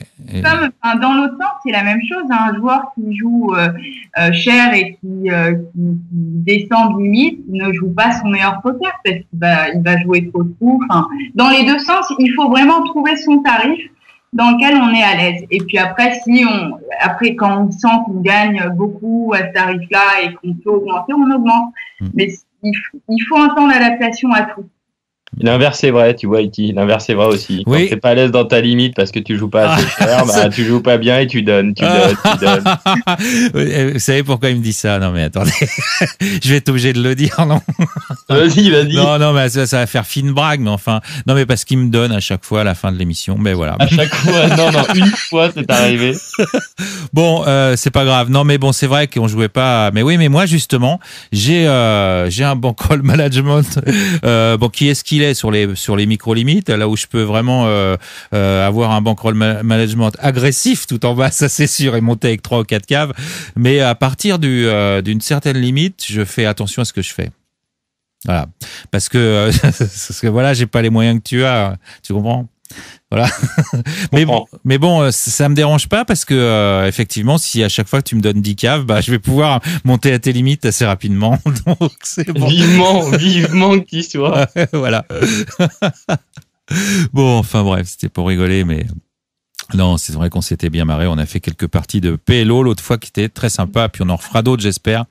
Mais on jouait pas cher. Hein. C'était juste pour le fun. Enfin, moi, je jouais pas cher, mais alors Antoine, alors lui, évidemment, pour lui, c'était comme jouer un carambar, quoi. Hein. Voilà. Il y a un propos de carambar avant de se quitter, Ness. Tu te souviens de tes rêves de petite fille? Tu pensais déjà être joueuse de poker? Pas du tout. Non. Alors, pas du tout. Moi, j'ai toujours été très forte en cours. J'étais en prépa HEC et je devais faire un parcours complet, tout à fait classique. Ah ouais. Et quand j'ai pris la petite piqûre la première fois au cercle Wagram, ben, j'ai complètement changé de vie. Et ton entourage, tes parents, ta famille, tout ça, quand tu leur as dit, surtout à 19 ans, quand tu as joué pour la première fois, c'est jeune. En plus, une fille à l'époque, c'était pas courant. Comme tu le dis, que t'es arrivé, t'étais la seule fille où il y avait deux femmes qui étaient plus âgées que toi. Il y avait personne, quoi, avec des mecs. Ils ont pas, tu leur as dit ça, ils ont pas eu peur. Ça s'est bien passé. Au début, moi, avant, mes parents me donnaient de l'argent de poche et en fait, ils n'étaient pas là pendant que j'ai commencé à jouer. Oui, ils l'ont pas su tout de suite. Ouais. Ils l'ont pas su tout de suite et au fur et à mesure, un jour, j'ai dit non, mais j'ai plus besoin d'argent de poche. Et donc, mon père a cherché à savoir. Ton père, il est Ness, tu vends de la drogue? Voilà. Et je lui ai dit et je lui montre comme ça. Plein de billets de 100 € que j'avais et je lui dis ben voilà, j'ai joué au poker, j'ai gagné tout ça, j'ai pas besoin d'argent de poche. Et mon père m'a dit tu arrêtes tout de suite parce que sinon je dis tout à ta mère, tu arrêtes tout de suite. Donc je lui dis je lui promets d'arrêter et il me voit rentrer à des heures pas possibles en testant la cigarette et donc moi je lui disais que j'allais en boîte. Mais seulement après, il a remarqué que j'allais en boîte en Converse et jeans troués. Donc il a vite compris que j'avais continué en fait à jouer. Et puis au début, ça a été un petit peu dur. Mes parents ont rêvé d'une chose, c'est que je me fasse raser, complètement raser, pour que j'arrête. Ah voilà. Je leur avais dit que j'arrêterais le jour où j'aurais plus d'argent, j'arrêterais parce que de toute façon, il était hors de question qu'ils me donnent de l'argent pour aller flamber. Et puis ce jour.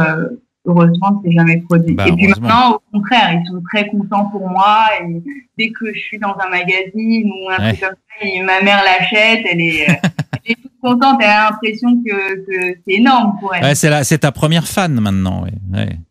Attention, Wiki, d'ailleurs, elle est dans le chat. Hein. Ah oui, bonjour maman. Alors, fière de la petite. Oui, elle a toujours rêvé que tu fasses ça, finalement, elle m'a dit.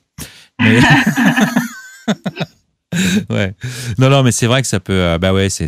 C'est classique, mais ça peut faire peur, évidemment. J'imagine bien. Et puis d'autant plus qu'avant, l'image des cercles, c'était un petit peu obscur, on savait pas trop. Aujourd'hui, le poker, c'est devenu à la mode. Voilà, c'est ça. Ça fait brancher de jouer au poker, mais à l'époque, c'était une communauté très fermée, les joueurs de poker, et puis on ne se vantait pas d'être joueur. Exactement. Ouais. Aujourd'hui, on s'en vante presque, vraiment. Ah aujourd'hui c'est une mode, oui, bien sûr, oui, tout à fait, ouais, parce que y a pas pourquoi, parce qu'il y a les médias, hein. Ah oui, c'est les médias. C'est les médias, hein. C'est tout, c'est l'image. Hein. Maintenant, y a pas une chaîne qui parle pas un peu de poker à un moment donné, alors que c'était. Je sais que dans mes débuts, on m'a même demandé si c'était légal de jouer au poker. Oui, oui. Donc, c'était vraiment un truc un peu obscur. Mais ça a bien changé, hein, cette image-là. Hein. Ça a bien changé. Heureusement, en même temps, parce que je pense que c'est grâce à ça que ça rend le milieu plus accessible aux filles, par exemple. Ouais, oui. Oui, ça s'est bien démocratisé, mais grâce aux ladies aussi et tout ça, avec des buy-in pas trop chers, il y a eu pas mal de trucs qui ont été faits, et ça c'est bien d'ailleurs, c'est bien. Ça permet à des filles qui d'elles-mêmes n'auraient pas osé passer le pas, quoi, comme toi tu l'as fait. Il y en a plein qui voudraient le faire, mais qui n'osent pas encore aujourd'hui, hein. Ah oui, c'est sûr. Honnêtement, je pense que les ladies, c'est une transition. Pour après faire des soft, c'est soft pour ensuite se mettre dans le truc et voir que c'est pas si terrible que ça, quoi, finalement, ouais. Être à l'aise à table, voilà. Et à l'atmosphère du jeu, c'est une très bonne chose, les ladies. Bon. Moi, j'ai pas eu cette chance de commencer par là parce que il y avait pas du tout de ladies. Ça existait pas à l'époque. Oui, tout simplement. Fais gaffe à ce que tu dis, Ness, parce que je pense que tu es observé par Barbara en ce moment même. Et elle souligne que tu adores les ladies. Non, vraiment, c'est pas ma tasse de thé à moi, mais parce que moi, j'ai commencé qu'avec des garçons. J'étais dans un milieu très, très, très masculin. Donc, moi, j'ai appris à jouer avec des hommes et j'aime jouer avec les hommes à table. Et est-ce que tu as vu, justement, depuis que le poker ces dernières années s'est complètement démocratisé et a changé totalement dans les mentalités, même si ça reste pour certains encore un jeu de voyous, hein, ça arrive, il y a encore cette image-là, hein, quelque part. Hein. Mais bon, disons que ça va beaucoup mieux qu'avant. Et surtout, la population s'est vachement rajeunie. Est-ce que tu as vu, toi, dans tes tables de cash game, hein, je veux dire classiques, est-ce que tu vois que les tables ont complètement changé ou c'est toujours quand même les mêmes joueurs? Non, quand même à l'époque, il y avait beaucoup moins de jeunes. Enfin, à l'époque, on dirait que je parle d'il y a 20 ans. Non, mais ce qu'il y a, c'est quand tu dis l'époque, en fait, il y a que 7 ans, mais ça s'est démocratisé en France que quoi, en 2004, 2005, 2006, tu vois, maximum, quoi. C'est quand il y a eu l'émission de Canal+, les gens se sont mis à jouer. Il y a 4-5 ans, grand maximum en France. Hein. Moi, je sais que quand j'ai commencé à jouer, j'arrivais au cercle Wagram à 16h, ça ouvrait à 16h. Ils montaient une seule Texas. Et il y avait la partie de Dealer Choice avec tous les vieux de la vieille. Ouais. Et il y avait une table, une Texas. Alors que 2 ans plus tard, 1 ou 2 ans plus tard, ils ouvraient au moins 6 tables à l'ouverture. Enfin, il y a eu un vrai boom. Ouais. Il y a eu un vrai boom. Et moi, en fait, j'ai arrêté de jouer dans ce cercle, en fait, au moment où il y a eu boom, parce que ça a attiré beaucoup de gens et pas toujours des bons perdants. Ah oui, t'as vu qu'il y avait des gens qui avaient plus de niveau qui arrivaient aussi, quoi. Plus de niveau, non, mais après, il y a comme ça se démocratise, en fait, quand on a l'habitude de jouer avec des joueurs, les joueurs savent plus ou moins perdre ceux qui sont habitués, mais quand on joue avec plein de gens qui commencent dans le milieu, et vraiment, ça a explosé. C'est-à-dire que moi, je voyais une tonne de nouveaux joueurs tous les jours. Et parfois, ça donne lieu à des réflexions désagréables à table. Ah, d'accord, c'est dans ce sens-là, oui. La population à Wagram a quand même franchement beaucoup évolué au fur et à mesure du temps, quoi. Elle a vraiment évolué. Moi, je sais que les débuts de Wagram, c'était très sympathique. C'était une ambiance très familiale. Alors qu'à l'aviation, c'était beaucoup plus, le niveau était très très élevé. Moi, je sais que la première fois que je suis allée à l'aviation, j'ai fait que perdre parce que le niveau de Wagram comparé au niveau de l'aviation, c'était le bac à sable, Wagram. Ah oui, d'accord. Ouais. Bon. Et aujourd'hui, tu fréquentes encore tous les cercles ou tu as ton cercle à toi? Tu n'es pas obligé de les nommer d'ailleurs, hein, mais.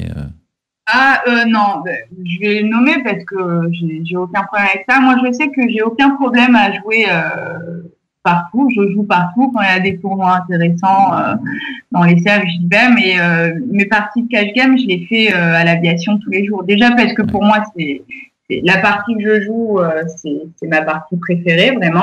Même quand tu m'as posé la question Paris ou Vegas, j'ai dit Paris parce que c'est vraiment ma partie préférée. La partie que je joue tous les jours à l'aviation. D'accord, oui. Mais après, maintenant, pour les tournois, par exemple, je sais que je suis allée au CRKD faire un tournoi à 900. Il y a d'autres cercles qui organisent de très beaux tournois. Absolument. Et tant mieux, d'ailleurs. Tant mieux. Et par exemple, je sais que les FPS et les FPT sont à Clichy et à Cadet. Ouais.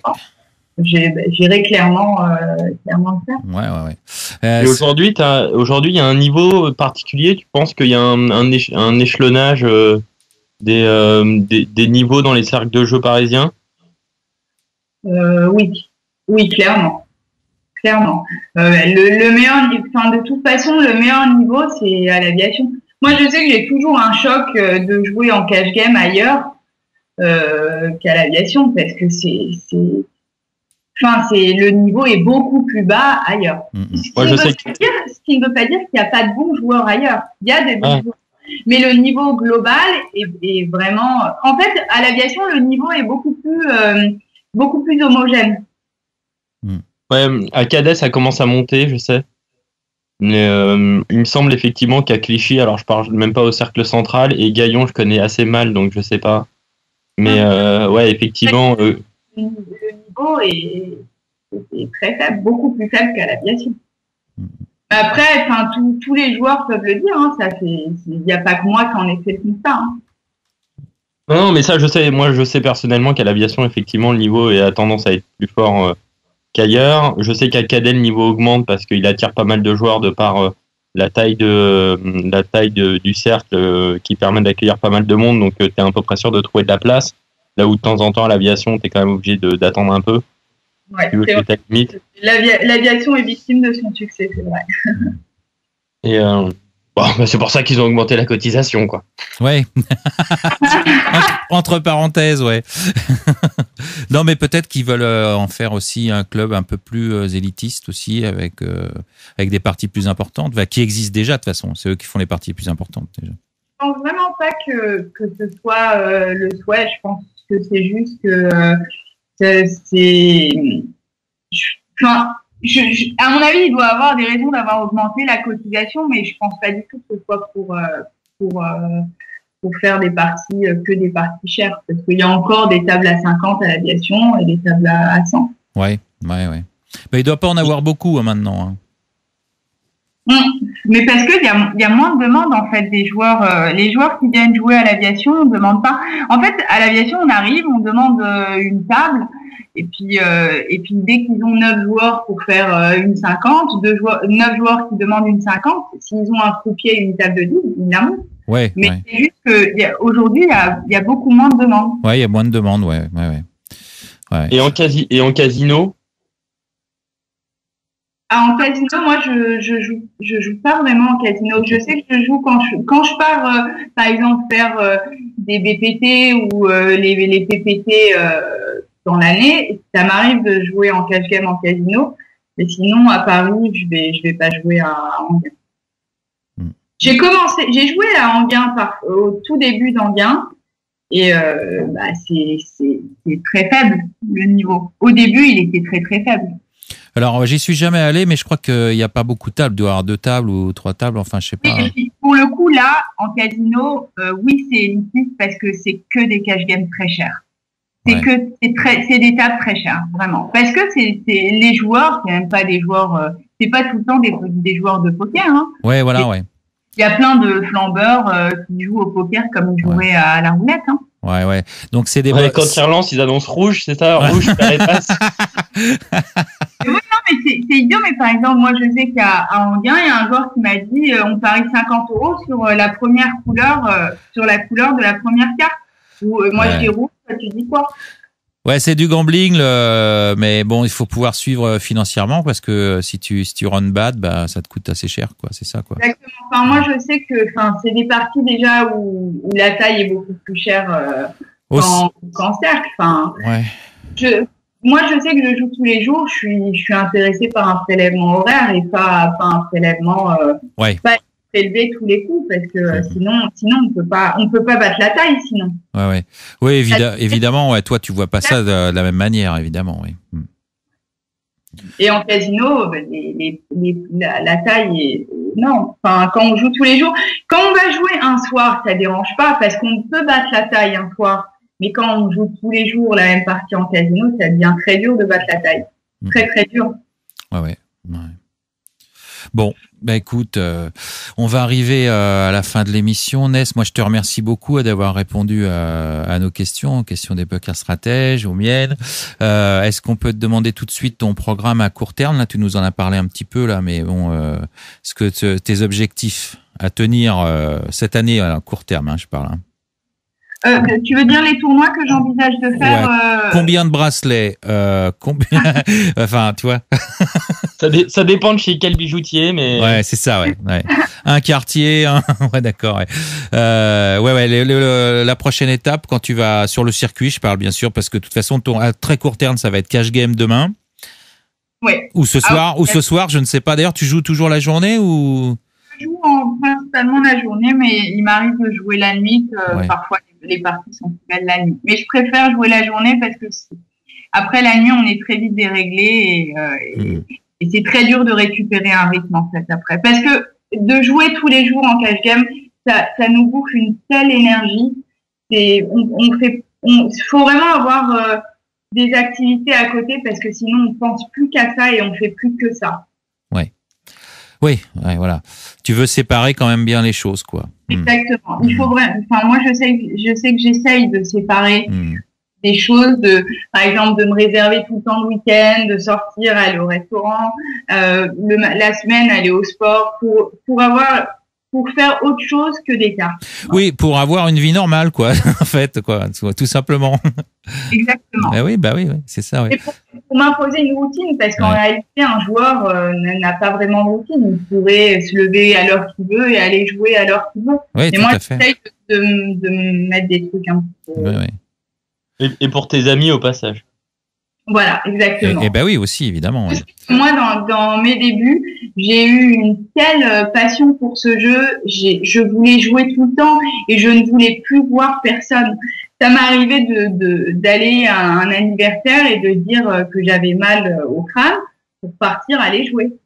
Je ne supportais plus même j'avais plus, pendant 2 ans, je crois que j'ai presque plus eu de vie sociale. Et je pensais vraiment qu'à jouer. Ah, t'étais à fond dedans, là.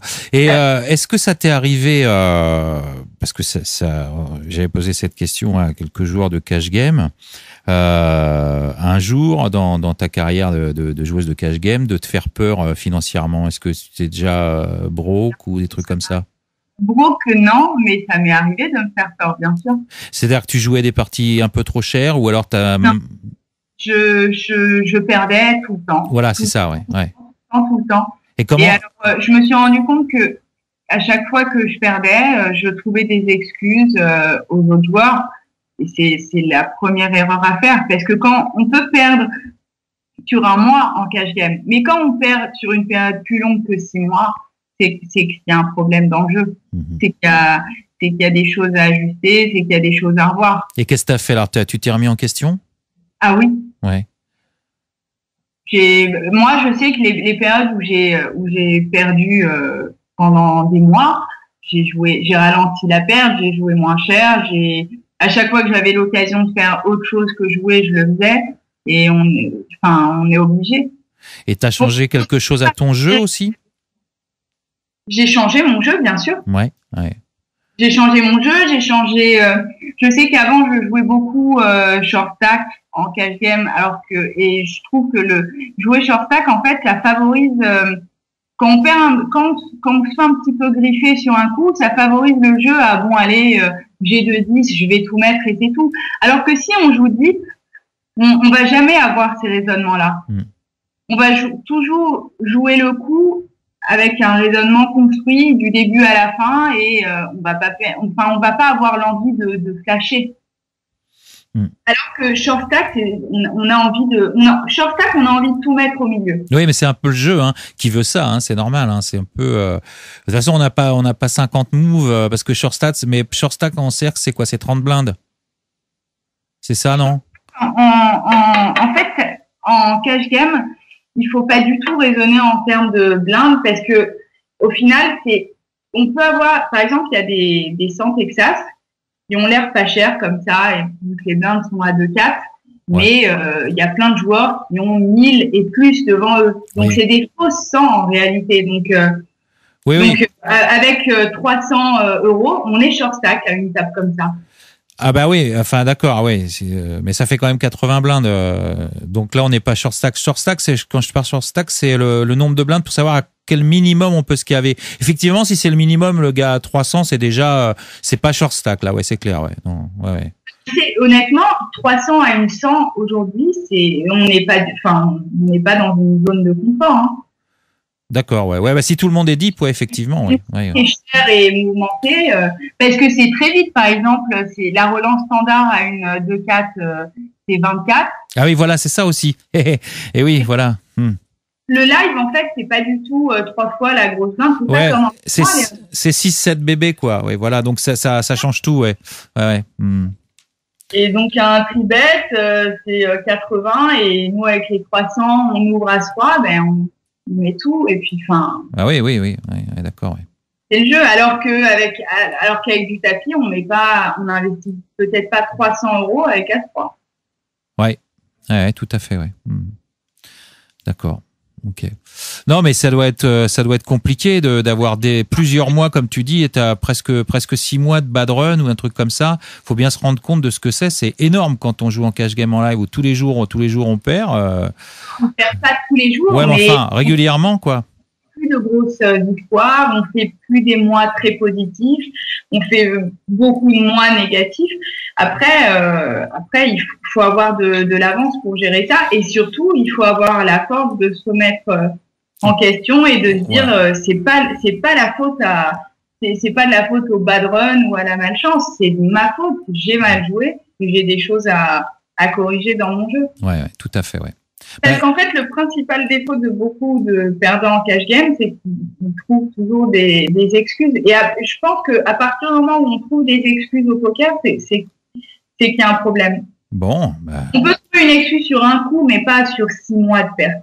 Oui, c'est ça, ouais, pas sur le long terme, mais bon, évidemment, le problème, on en a discuté déjà avec d'autres poker stratèges. Des fois, c'est vrai que de temps en temps, ça arrive de badronner et de vraiment être tout le temps favori, perdre ses 80-20, perdre 5 ou 6 d'affilée, ça arrive. Hein, mais des fois, on perd la confiance parce que à force de badronner aussi, quoi. Exactement. Et en plus, ça fait mal jouer. Mais après, quand on perd plein de fois nos 80-20 ou les trucs comme ça, on peut aussi se poser la question que c'est peut-être pas le jeu, mais c'est peut-être qu'il faut mettre plus d'argent à table parce que les joueurs ne jouent pas pareil. Un joueur qui a 200 € et un joueur qui a 1000 € derrière.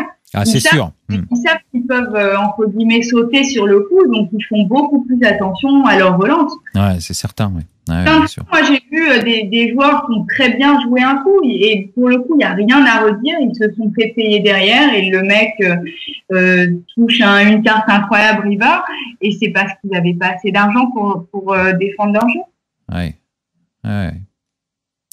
Je veux dire, les ventrales à 50 € et tapis quand il y a 200 au cours, c'est standard de les payer en live. Ouais. Ouais, je sais, c'est standard, mais bon, c'est un peu cher pour une ventrale, pour un 4 out, mais oui, c'est standard. Ouais. À tous les joueurs de live, c'est d'un standard, il va les payer. Hein. Ouais, exact, ouais. Et le problème, c'est quand il y en a 4 ou 5 qu'on a des ventrales. Et même le joker et tout avec, quoi, tu vois. Bon, enfin, bref. Ouais, non, ça, c'est quand même assez folklore d'ailleurs. C'est vrai que ça va chercher quand même des tirages improbables des fois, quand même assez souvent. Mais c'est dû au fait qu'ils sont pas deep et ils ont un tirage et puis voilà, quoi. C'est exactement ça. Il y a plein de raisons de perdre, en fait. C'est pas tout le temps le jeu, mais parfois c'est le jeu. D'accord. Bon, écoute. T'es plébiscité dans la Shark School qui est pour la gestion de bankroll et la gestion psychologique. Oui, c'est vrai, là, en ce moment, on va démarrer la Shark School numéro 2. Et c'est vrai que ce que vient de nous dire Ernest, effectivement, c'est vrai qu'on nous le répète pas mal sur Poker Stratégie. Première chose, gestion de bankroll, parce que quand ça bad run ou on joue mal, ou les deux, il faut pouvoir essuyer les swings, comme on dit. Et si ça dure longtemps, faut avoir de quoi assurer. Et puis, le plus dur, je pense là-dedans, c'est la psychologie, quoi.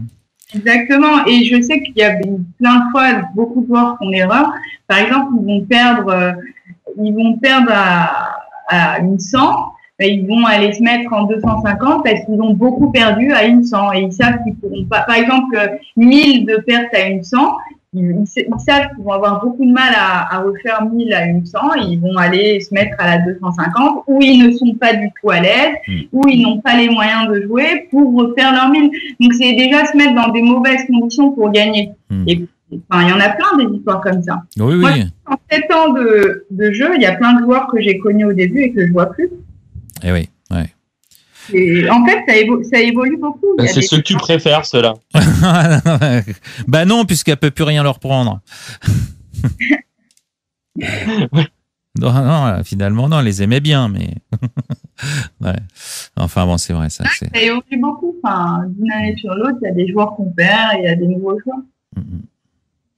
Et c'est vrai que tu nous as dit que tu jouais tout le temps en live, c'est ton truc. Et tu as quand même essayé le online ou pas? Alors oui, j'ai commencé il y a 3 semaines à jouer un petit peu les sessions du dimanche avec mon ami Ilan Boujna. Ouais. regarde jouer. Donc, je le regarde jouer. Vraiment, moi, je pars du niveau 0. Et en plus, j'ai beaucoup de réflexes de live. C'est pas du tout les mêmes dynamiques. Déjà, moi, en live, j'ai l'habitude de jouer en full ring. En online, c'est principalement du six max. Donc, c'est vraiment d'autres parties, d'autres exemples. Par exemple, les joueurs online, ils vont tout le temps raconter un coup en parlant en nombre de big blind. Bah enfin, oui. ils vont raconter les coups de manière très fluide, très facile à comprendre. Qu'un joueur qui vient du live va avoir rien qu'à voir moi quand je raconte un coup, c'est beaucoup plus confus que Ilan Boujna qui raconte un coup, par exemple. Ah ouais. Ah ben t'as une bonne école avec lui parce qu'en online il connaît bien et puis c'est un des meilleurs joueurs en tournoi online d'ailleurs. Ilan aussi. Il fait aussi du live maintenant, mais c'est un joueur aussi. D'ailleurs, quand tu en parlais tout à l'heure, Antoine, en disant que c'est comme ça que tu avais connu Ness, lui aussi son bureau ça a été la CF à un moment donné. Hein.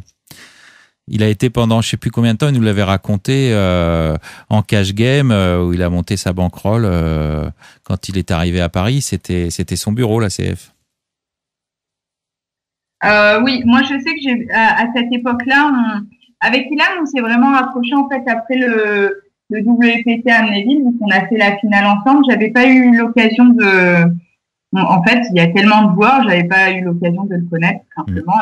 Donc ça nous a rapprochés et puis j'ai découvert quelqu'un de très bien. Ouais.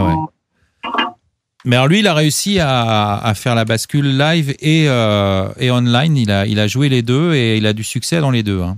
Exactement, il a réussi à faire ça. Et moi, je sais que, d'ailleurs, c'est ce que j'ai oublié de dire, un de mes principaux challenges pour 2012, c'est vraiment améliorer mon niveau online. Parce que pour moi, c'est un véritable challenge parce qu'il y a très peu de joueurs qui viennent du live qui deviennent bons online. C'est vrai. Et à contrario, il y a beaucoup de joueurs online qui deviennent très, très bons en live. Tout à fait. J'ai beaucoup à apprendre des joueurs online. Oui, tout à fait, mais il y a une raison simple, Ness, c'est que tu as joué énormément de mains depuis 7 ans, mais si tu t'y mettais sérieusement au live, tu joueras autant de mains peut-être en 3 ou 4 mois.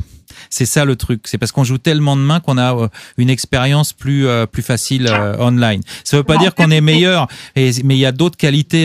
Il y a d'autres qualités d'ailleurs. C'est pas les mêmes qualités pour être bon en live, parce qu'il y a aussi des joueurs qui sont très bons sur le net, mais qui ont besoin d'adaptation, parce que quand on arrive dans un truc comme ça qu'on n'a jamais joué à une table, on peut aussi être un peu surpris par des choses et puis pas jouer son meilleur poker. Même si on est très bon techniquement, on peut être déstabilisé par plein de choses. Hein.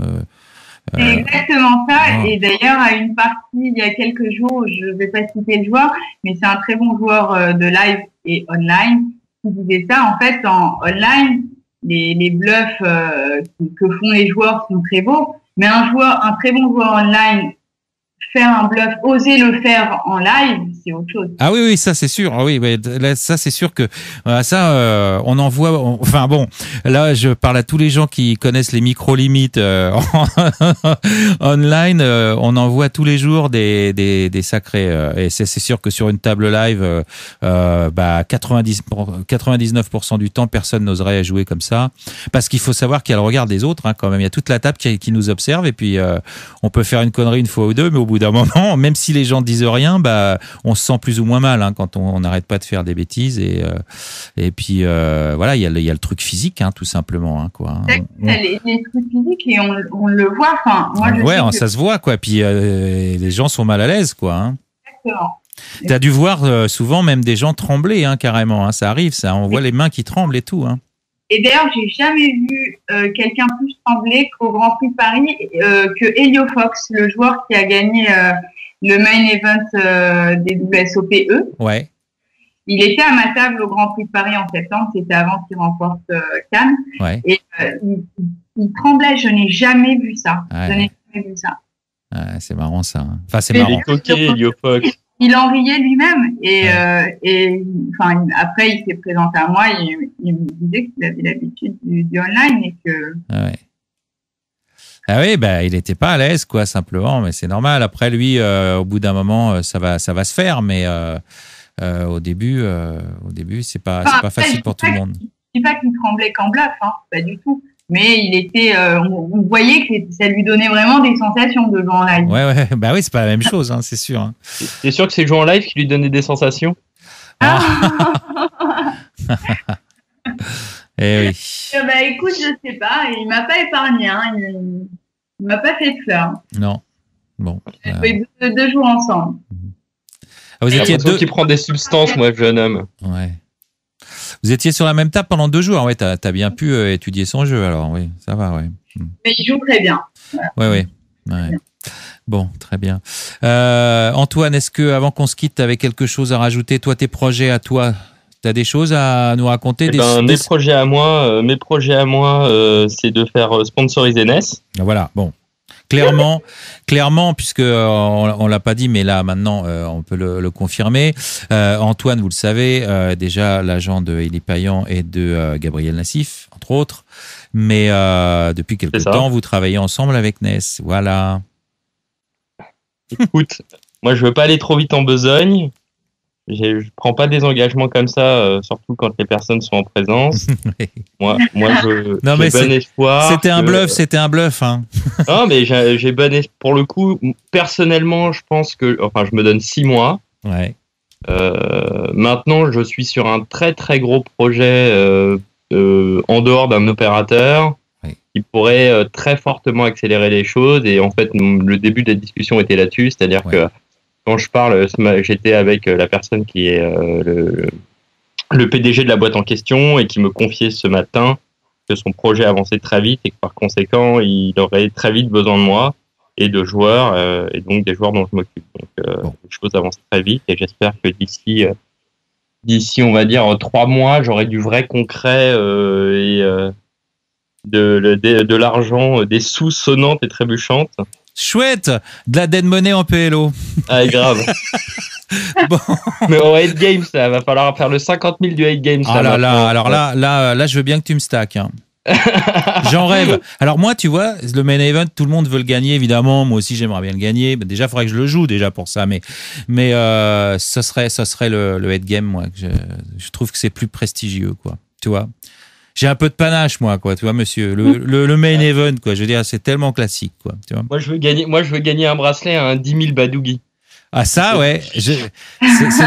C'est dommage, je crois que ça n'existe pas, mais pas encore. Mais on pourrait peut-être. Attends, c'est pas dit, hein, ça peut arriver. Ils l'ont bien mis sur PokerStar le Badougi l'année dernière, enfin il y a 2 ans sur le .com, et voilà. Donc tu peux peut-être avoir un espoir. C'est rigolo, hein, le Badougi, hein. C'est rigolo, ouais. Bon, mais après, c'est rigolo. Moi, ça m'amuse 5 minutes, mais bon, c'est rigolo. Il y a 0 edge. Tu peux pas avoir un edge au Badougi, c'est impossible. Je sais pas, j'ai pas joué assez. J'avoue, franchement, pour étudier la stratégie au Badougi, c'était des soirées pour rigoler, mais donc je sais pas, je suis pas un joueur confirmé de Badougi, je peux pas le dire. Mais il y a certainement une stratégie, hein. Ah, il y a pas vraiment, il y a pas vraiment de stratégie, mais il y a des. Je crois que j'ai entendu dire, parce que je ne joue absolument pas au Badougi, que en fait il y a des joueurs qui partaient vraiment avec des très mauvaises mains. Oui, mais ça c'est dans le poker en général, ça. non, mais c'est vrai que le Badougi c'est un peu bizarre comme jeu. Enfin, c'est comme tous les jeux à tirage, hein, c'est un peu rock'n'roll, hein, quoi. Et sinon, je me fais coacher pour les championnats du monde de Shifumi. Ah, mais attention, on a des champions ici. Hein. On a le champion d'Irlande, hein. Et double champion d'Irlande d'ailleurs et champion de France, hein, au Shifumi, attention. Hein. Donc voilà. C'est Montoya qui nous a expliqué ça. Voilà. Bon, Ness, si tu veux rajouter un petit mot pour conclure, je t'en prie, c'est le moment ou jamais. J'ai été ravie d'être avec vous ce soir et voilà, j'espère que j'ai bien répondu à toutes vos questions. Mais absolument, je pense que tout le monde est comme moi et vont s'unir dans ma voix pour te dire qu'on était nous-mêmes ravis de t'avoir entendu, d'avoir fait connaissance avec toi. Ça nous a fait plaisir et puis on va te souhaiter plein de bonnes choses pour la suite. Hein, et comme on dit et comme je dis régulièrement aux joueurs de poker et joueuses de poker, good luck aux tables et que les bad beats t'évitent. Et à très bientôt. Ciao. Ciao. Et merci aussi Antoine. Hein. Ciao à Bye. tout le monde. C'était la Calling Station, donc numéro 71, avec la ravissante Ness. À très bientôt tout le monde. Ciao, ciao. Calling Station. Calling Station.